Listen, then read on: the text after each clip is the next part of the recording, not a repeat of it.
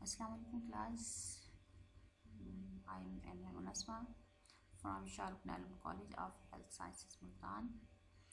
तो हमारे ये कोर्स का हेल्थ केयर सिस्टम का हम हिस्सा पढ़ रहे थे और उसमें हमने स्टार्ट किया था इम्यूनाइजेशन के चैप्टर। इम्यूनाइजेशन में वैक्सीन्स दी जाती हैं कि इंसान में इम्यूनिटी पैदा करना, क़ुव्वत मदाफ़त पैदा करने का अमल जो होता है वो इम्यूनाइजेशन है और वो डिफरेंट डिज़ीज़ के ख़िलाफ़ इम्यूनिटी पैदा की जाती है बच्चों में, बड़ों में भी, और उसके लिए वैक्सीन्स दी जाती हैं। तो हम एक एक करके सब डिजीज़ को डिस्कस कर रहे थे। हमने पहले पोलियो को किया, वो जो कि वायरस से फैलने वाली है डिज़ीज़ है और उसकी वैक्सीनेशन भी पढ़ी, इम्यूनाइजेशन। अब हम नेक्स्ट डिज़ीज़ पढ़ेंगे खसरा या मीज़ल। इसकी इम्यूनाइजेशन कैसे की जाती है, इम्यूनिटी कैसे बढ़ाई जाती है और खसरा किससे फैलता है, खसरा है क्या चीज़, कौन सी बीमारी है और इससे कंट्रोल कैसे किया जा सकता है, इसके बारे में हम पढ़ेंगे आज। मीज़ल या खसरा, खसरा को कहते हैं मीज़ल।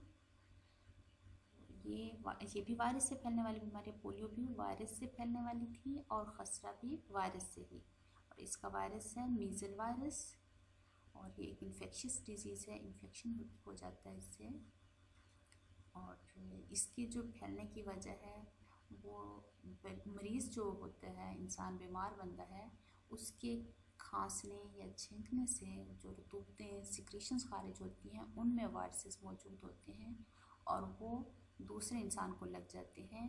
इस तरह एक से दूसरे में फैलते जाते हैं और फैलने या का जो अमल है वो किस वजह से हो रहा है, खांसने या छींकने से जो रतूबतें खारिज हो रही हैं, जो सिक्रीशंस खारिज हो रही हैं, उनकी वजह से हो रहा है। उनमें क्योंकि वायरसेस होते हैं बीमार इंसान के, तो वो फ़िज़ा में फैल जाते हैं, तो दूसरों को लग जाते हैं या डायरेक्टली दूसरों के ऊपर जाके गिर जाए, तो इस तरह भी होता है। इसमें अलामात क्या होती हैं, इसमें कम से कम 3 दिन बुखार, और बुखार बहुत तेज़ होता है, 104 फ़ारेनहाइट तक जा सकता है। तेज़ बुखार होता है, नज़ला, ज़ुकाम, खांसी, छींके आना ये आम होता है और इसमें बहुत परहेज़ करनी चाहिए कि दूसरे इंसान तक इसके जरासीम ना पहुँचे। नाक बहना, आँखें सुर्ख होना, और आँखें बहुत सुर्ख हो जाती हैं, उससे पिंक आइज़ भी बोलते हैं। और 3 से 7 दिन में सारे जिस्म पर सुर्ख दाने निकलते हैं और ये दाने जो होते हैं सबसे पहले मुंह के अंदर, चेहरे और सिर पर निकलते हैं। दाने खारिश भी करते हैं, उन्हें इचिंग भी होती है, लेकिन उन्हें खुजाना नहीं चाहिए वरना उससे और ज़्यादा काम ख़राब होता है कि वहाँ से उनसे पानी सा निकलता है, वो दूसरी जगह पे लगेगा, वहाँ पे या किसी और को लग जाए, फिर उससे भी फैल जाती है, दूसरे को लग सकता है, तो खारिश नहीं करनी चाहिए। और दानों का रंग पहले तो सुर्ख होता है, फिर आहिस्ता आहिस्ता भूरा होता जाता है और फिर ये दाने ठीक भी हो जाते हैं। और कभी कभी ऐसा होता है कि निशान छोड़ जाएं, लेकिन निशान ज़्यादातर नहीं छोड़ते ये दाने। इसको हम देखते हैं, ये देखिए पहले रेड थे, इस तरह निकलते हैं, रेड होते हैं, फिर आहिस्ता आहिस्ता वो उनका रंग भूरा होना स्टार्ट हो जाता है, वो आहिस्ता आहिस्ता ख़त्म हो जाते हैं और ये इनके निशान भी नहीं रहेंगे। अगर किसी को खुजा लिया वहाँ पे फिर होता है कि गड्ढा सा छोटा सा बन जाए, वरना अदरवाइज़ उनके निशान नहीं बनते। लेकिन ये ख़त्म तो हो जाते हैं 3 से 7 दिन में, लेकिन इनमें और पेचीदगियाँ हो सकती हैं, मसाइल पैदा हो सकती हैं। वो कौन सी हैं वो देखते हैं। कानों का ख़राब होना, एक तो कान ख़राब हो सकते हैं, ये भारीपन कानों में फ़ील होना, सुनाई कम देना, इस तरह के सीटियाँ बजना, डिफरेंट इसमें कानों का ख़राब होना, बहुत पेचीदगी हो सकती है कानों में। और इस असाबी निज़ाम को होता है, असाबी निज़ाम नर्वस सिस्टम, दिमाग, ये भी मुतासर होता है। अक्सर दिमाग में सोजिश हो जाती है और सोजिश की वजह से डेथ्स भी हो सकती हैं। 10 से 20% मरीज़ जो होते हैं वो उनकी डेथ भी हो सकती है अगर दिमाग की सोजिश हो जाए। निमोनिया हो सकता है इसमें, और दस्त, लूज़ मोशन, ये इसमें पेचीदगियाँ हैं, इसके मसाइल पैदा हो सकती हैं। खसरा, चाहे उसके दाने ख़त्म हो जाए लेकिन उसमें मसाइल ये पैदा करके जाते हैं। और ये किन लोगों में ज़्यादा होता है ये हम देखेंगे, इसके इम्कानात किन लोगों में ज़्यादा हैं। तो एक तो वो जिन बच्चों में वैक्सीनेशन नहीं हुई, तो उनमें वैक्सीनेशन नहीं हुई, वो बच्चे इम्यून नहीं हैं, उनमें क़ुव्वत मदाफ़ियत नहीं है इन जरासीम से लड़ने की, वायरस जो है मीज़ल वायरस, इनसे लड़ने की उनके में क़ुव्वत मदाफ़ियत नहीं होती, इम्यूनिटी नहीं होती, क्योंकि वो इम्यूनाइज नहीं है, वैक्सीन नहीं हुई, उनकी वैक्सीनेशन नहीं हुई। तो उन बच्चों में तो बहुत ज़्यादा है कि हो जाएगा। और दूसरा, जो बीमार कमज़ोर हों, लाग़र बच्चे हों, उनमें भी हो सकता है।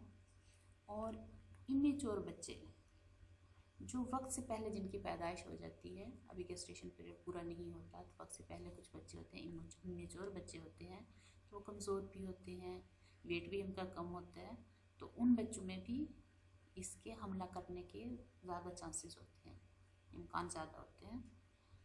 और थर्ड है, विटामिन ए की कमी की वजह से भी ये जो खसरा है वो ज़्यादा हो जाता है, क्योंकि इसके वायरस जो है वो हमला कर देते हैं और इम्यून बॉडी जो होती है वो इतनी इम्यून नहीं होती इस वजह से।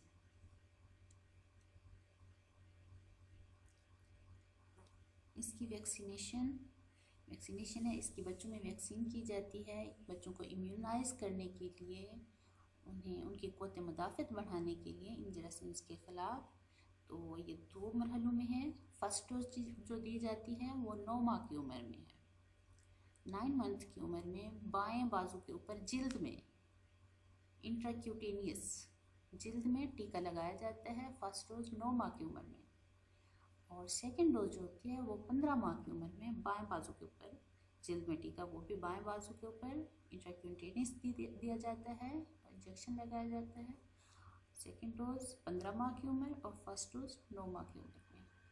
तो इससे बच्चों को इम्यूनाइज़ किया जाता है, जिनमें वैक्सीनेशन हुई होती है उनकी इम्यूनाइजेशन हुई होती है, क़ुव्वत मदाफ़ियत पैदा हो जाती है। तो अगर उसके जर्म्स मौजूद भी हैं, फ़िज़ा में मौजूद हैं, या किसी को खसरा हुआ है, उसके साथ आसपास रहने वाले लोग जो हैं उनको भी, उनमें भी आ जाती हैं वो वायरस, लेकिन अगर इम्यून हैं, उनकी वैक्सीन हुई है, तो वो जरासीम उन्हें कुछ नहीं कहेंगे, क्योंकि उनके अंदर एंटीबॉडीज़ पहले से मौजूद हैं। जैसे ही वो वायरस आएंगे, मीज़ल वायरस, तो वो उन्हें, उनकी एंटीबॉडीज़ जो हैं वो उन्हें ख़त्म कर देंगी।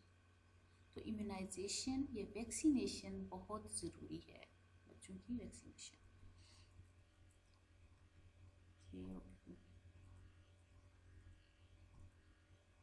नेक्स्ट डिजीज़ हम पढ़ेंगे, ये खसरा हो गई, समझ आ गई। खसरे में दाने निकलते हैं, सुर्ख रंग के, बुखार होता है, और ये मीज़ल वायरस से फैलने वाली बीमारी थी, ये हमने पढ़ा। इसकी वैक्सीन है, 2 मरहलों में है।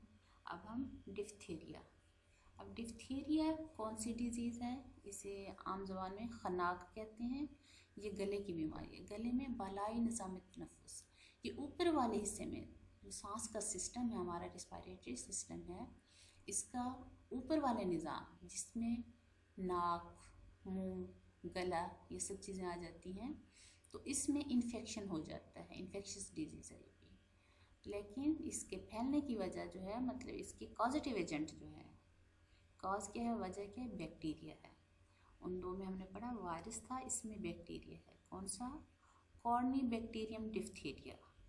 कॉर्नीबैक्टीरियम डिफ्थीरिया इसका वजह है, कॉजेटिव एजेंट है, और ये इन्फेक्शन काज करता है ऊपर वाले बालाई निज़ाम तनफ़ुस में, जो रेस्पिरेटरी सिस्टम है, सांस का निज़ाम है, उसके ऊपर वाले हिस्से में, जिसमें नाक,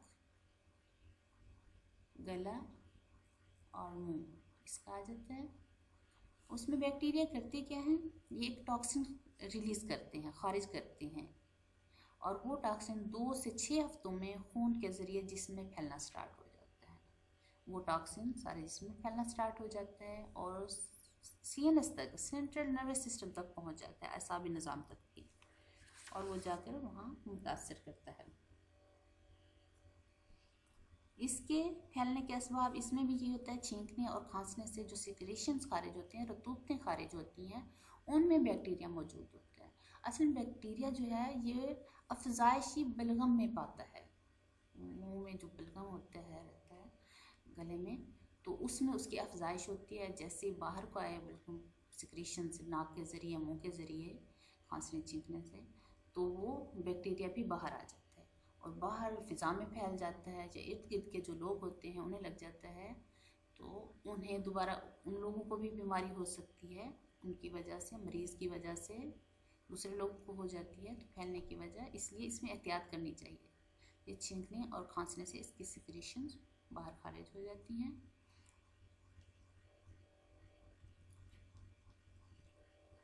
इसमें अलामात क्या हैं, कौन सी सिम्टम्स शो हो रही होती हैं? एक तो गला ख़राब होना, गला ख़राब हो जाता है, हल्का बुखार होता है, गर्दन में सोजिश हो जाती है, सूज जाती है, स्वेलिंग हो जाती है, गर्दन बाहर से नज़र आ रहा होता है, बाहर से गर्दन वो मोटी सारी हो जाती है, सूज जाती है, हलक और सांस की नाली में झिल्ली बन जाती है। नेक्स्ट मैं आप लोगों को इमेज दिखाती हूँ कैसे बनती है। हलक और सांस की नाली में झिल्ली बन जाती है, सांस लेने में मुश्किल होती है क्योंकि तंग हो जाती है नाली, और सांस बंद होने से मौत भी हो सकती है। बहुत ही मोहलिक किस्म की है, फेटल टाइप की ये डिजीज़ है, इसमें मौत भी हो सकती है क्योंकि हलक जब बंद हो जाता है सूजिश इतनी ज़्यादा हो जाती है कि सांस की नाली तंग हो जाती है, तो सांस लेने में भी मुश्किल होती है, सांस बंद होने से मौत भी हो सकती है। तो सांस लेने में जब मुश्किल हो रही होती है तो उसके लिए क्या करना चाहिए? नाली बंद हो गई है तो इसके इलाज क्या करते हैं? एक इंट्यूबेशन करते हैं या फिर ट्रेकियोस्टोमी। इंट्यूबेशन ये होता है कि मुंह के ज़रिए एक ट्यूब दाखिल करते हैं जो कि मुंह से लंग्स तक जाती है, ये सांस की नाली में, क्योंकि वो तो बंद हो रही होती है सोजिश की वजह से, तो वहाँ पे ट्यूब दाखिल कर देते हैं ताकि सांस लेने का रास्ता खुला हो सके। ये वक्ती इलाज ही है कि उस वक्त जब सांस लेने मुश्किल हो रही है उसी टाइम ये करते हैं कि मुंह के ज़रिए नाली या एक ट्यूब डालते हैं जो कि लंग्स तक, फेफड़ों तक जाती है, और उनके ज़रिए सांस लेने में आसानी हो जाती है मरीज़ को।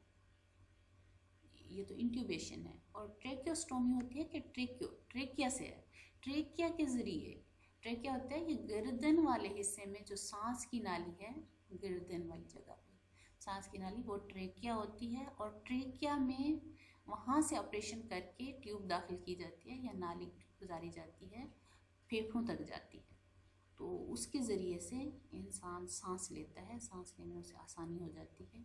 तो ट्रेकिया, गर्दन से जो ट्यूब डाली गई है ट्रेकियोस्टोमी, और माउथ के ज़रिए, मुंह के ज़रिए जो डाली गई है वो इंट्यूबेशन। इसमें एक तो यही करते हैं कि फ़िलहाल सांस को रिलैक्स करने के लिए इंसान को कि ठीक हो, तो इंट्यूबेशन या ट्रेकियोस्टोमी की जाती है। इसके अलावा एंटीबायोटिक्स दी जाती हैं इन बैक्टीरिया के ख़िलाफ़, जो दवाइयाँ होती हैं, एंटीबायोटिक्स दी जाती हैं मरीज़ को भी और कैरियर दोनों को। मरीज़ तो वो जो कि जिससे सिम्टम्स हैं, ये अलामात हैं और वो बीमार है बंदा वो, लेकिन कैरियर वो होते हैं जो कि उसे सिम्टम्स शो तो नहीं हो रही लेकिन जरासीम हैं उसमें, तो कैरियर होता है। जैसे कि बच्चे की देखभाल करने के लिए मदर है या बहन भाई हैं जो उसके बच्चे के आसपास ज़्यादा हैं, मतलब मरीज़ के आसपास ज़्यादा रहने वाले लोग जो होते हैं उनमें भी वो जरासीम आ जाते हैं, तो क्योंकि मरीज़ के खांसने छींकने की वजह से वो फ़िज़ा में चले गया, उसके आसपास रहने से, तो उनमें भी वो जरासीम आ जाते हैं। लेकिन वो बंदे इम्यून हों, अगर उन्हें वैक्सीनेशन पहले हुई है, वो इम्यूनाइजेशन उनमें हुई है, इम्यून है वो, तो जरासीम तो उनके अंदर चले गए, लेकिन उनमें वो बीमारी पैदा करने की सलाहियत नहीं रख सके क्योंकि वो पहले से एंटीबॉडीज़ मौजूद थी इस तरह, लेकिन उनमें जरासीम वो दाखिल हो गए, तो उनके जरासीम जो उनमें तो बीमारी या अलामात पैदा नहीं कर सके, लेकिन किसी दूसरे बंदे जो कि इम्यून नहीं है, उसमें वैक्सीनेशन नहीं हुई पहले से, तो उसको लगेंगे वो कैरियर से, तो दूसरे बंदे को बीमारी हो सकती है।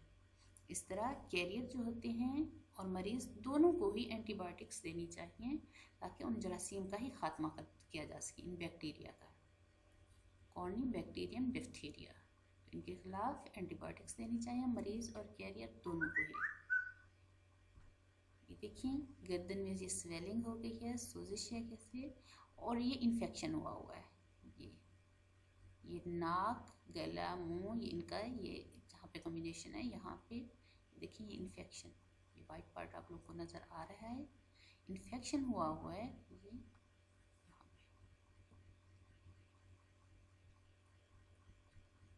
इसके लिए क्या करते हैं, वैक्सीन, इसकी इम्यूनाइजेशन कैसे की जाती है बच्चों में, तो इसमें भी वैक्सीन दी जाती है। इसमें 3 मरहला होते हैं।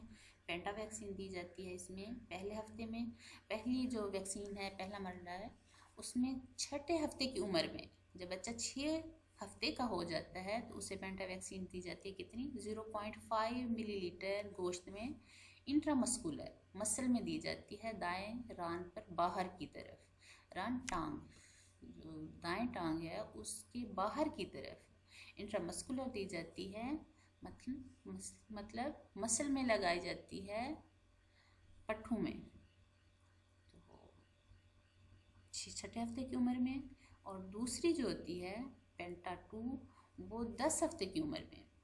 पहले 6ठे हफ्ते की उम्र हो जाती है, फिर 4 हफ्ते के बाद, पहली वैक्सीन के 4 हफ्तों के बाद 6ठे हफ्ते की उम्र में पेंटा वैक्सीन दी जाती है। वो भी इंट्रामस्कुलर दी जाती है, गोश्त में लगाई जाती है, वो भी दाएं रान पर बाहर की तरफ। और जो थर्ड है वो पेंटा थर्ड, वो 14वें हफ्ते की उम्र में, फिर उसके 4 हफ्तों के बाद। पहले 6 हफ्ते की उम्र होती है, फिर पहली वैक्सीन के 4 हफ्ते बाद, फिर दूसरी वैक्सीन के 4 हफ्ते के बाद। इस तरह 3 वैक्सीन इसके पूरे किए जाते हैं।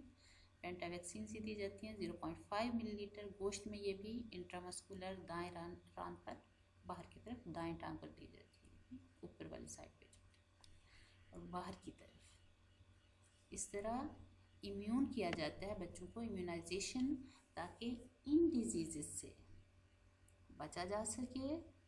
जैसे इन जर्म्स का अगर बॉडी में ये एंटर भी होते हैं तो बॉडी इम्यून हो, पहले से इम्यूनाइजेशन की जाती है, मतलब वैक्सीनेशन की जाती है। तो जैसे जर्म्स आएंगे भी तो वो बीमारी काज नहीं कर सकेंगे पहले से, क्योंकि वो इम्यून है, उनमें एंटीबॉडीज़ मौजूद हैं। बॉडी जो होती है वो एंटीबॉडीज़ प्रोड्यूस कर चुकी होती है उनके खिलाफ जब वैक्सीनेशन होती है। तो इस वजह से ये बहुत ज़रूरी है कि बच्चों में वैक्सीनेशन डिफरेंट डिजीज़ के ख़िलाफ़ होनी चाहिए। इंशाल्लाह नेक्स्ट टाइम हम और डिजीज़ पढ़ेंगे, डिस्कस करेंगे। Thank you.